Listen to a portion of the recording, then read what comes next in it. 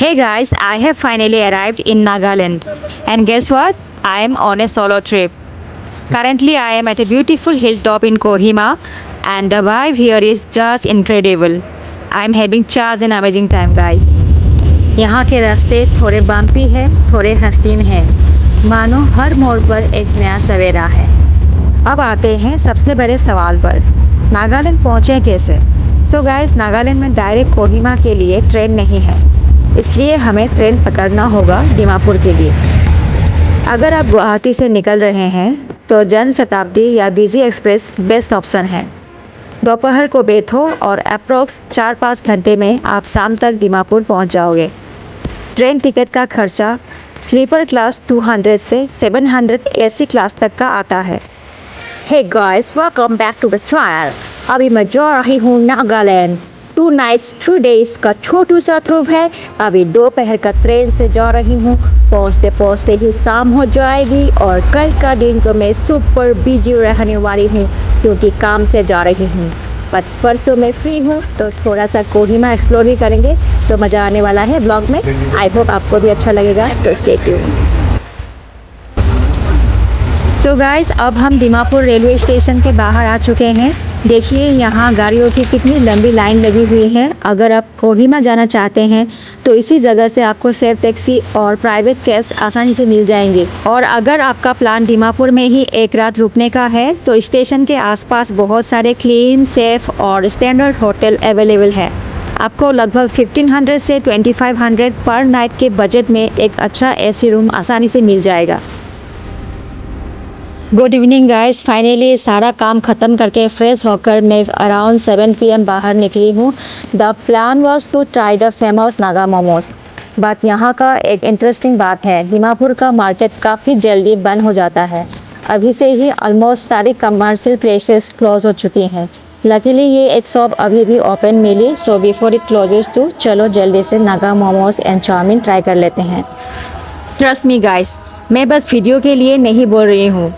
Pork momos और pork chowmein का test सच में नेक्स्ट लेवल था। मुझे पर्सनली बहुत ही डिलीशियस लगा और अगर मैं फिर से दीमापुर आई तो डेफिनेटली फिर से यहाँ खाऊंगी। गुड मॉर्निंग गाइस, आज फाइनली हम दीमापुर से कोहिमा के लिए निकल चुके हैं। ये शेयर टैक्सी हमें डायरेक्टली कोहिमा ISBT तक ड्रॉप करेगी।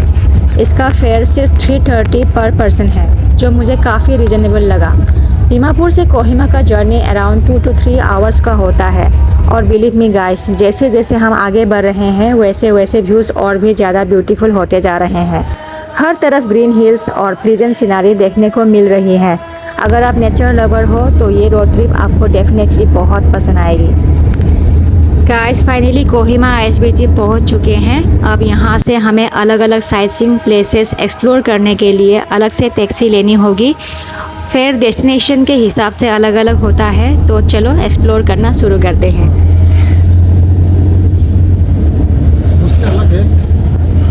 गाइस, हम पहुंच चुके हैं हमारे पहले स्टॉपेज पर और ये कोहिमा के सबसे मशहूर और सबसे बड़ी कैथोलिक चर्चेज में से एक है। इसका निर्माण 1980 के दशक में हुआ था और ये नागालैंड के कैथोलिक समुदाय के एक इम्पोर्टेंट रिलीजियस सेंटर है। ये चर्च पहाड़ी पर बना हुआ है, इसीलिए यहाँ से कोहिमा का बहुत ही सुंदर व्यू दिखने को मिलता है। Have a look guys.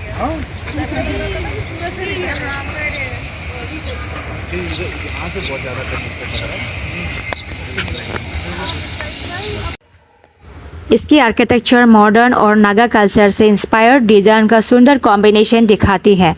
जितना बाहर से सुंदर दिखता है, अंदर भी उतना ही सुंदर ये चर्च है। अब यहाँ से तो कैमरा अलाउड ही नहीं है, आपको देखना हो तो खुद आने होंगे। बस हमें ध्यान रखना है कि चर्च के अंदर शांति बनाए रखना है।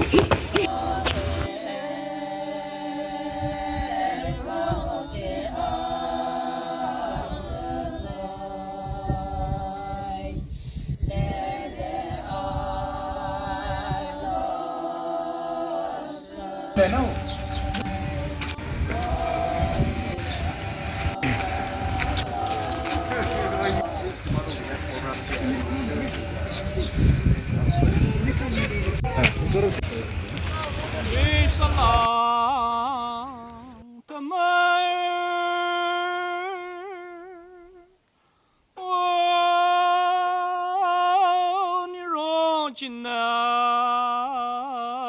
चिमला न्यूअर। अब हम नेक्स्ट डेस्टिनेशन की ओर जा रहे हैं। जगह है कोहिमा वार सेमेट्री।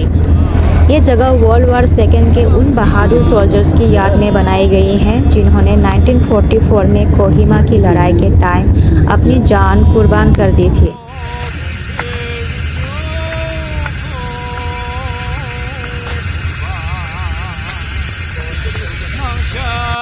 इसी जगह पर एलाइड फोर्सेस और जापानीज आर्मी के बीच बहुत ही टफ युद्ध हुआ था। इस बैटल को वर्ल्ड वार सेकेंड के सबसे डिसिसिव फाइट माना जाता है।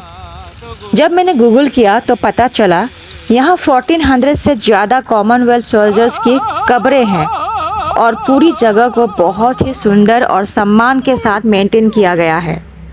यहाँ आकर एक अलग ही शांति और सम्मान का एहसास होता है।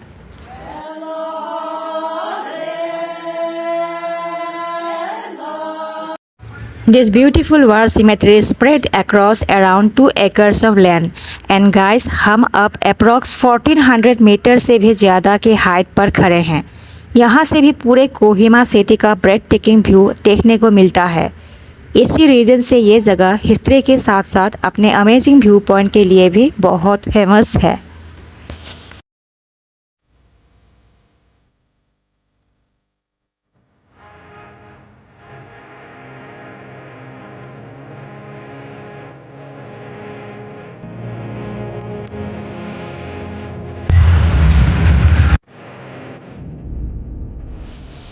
अब हम कोहिमा के लोकल फुटपाथ मार्केट में आ गए हैं।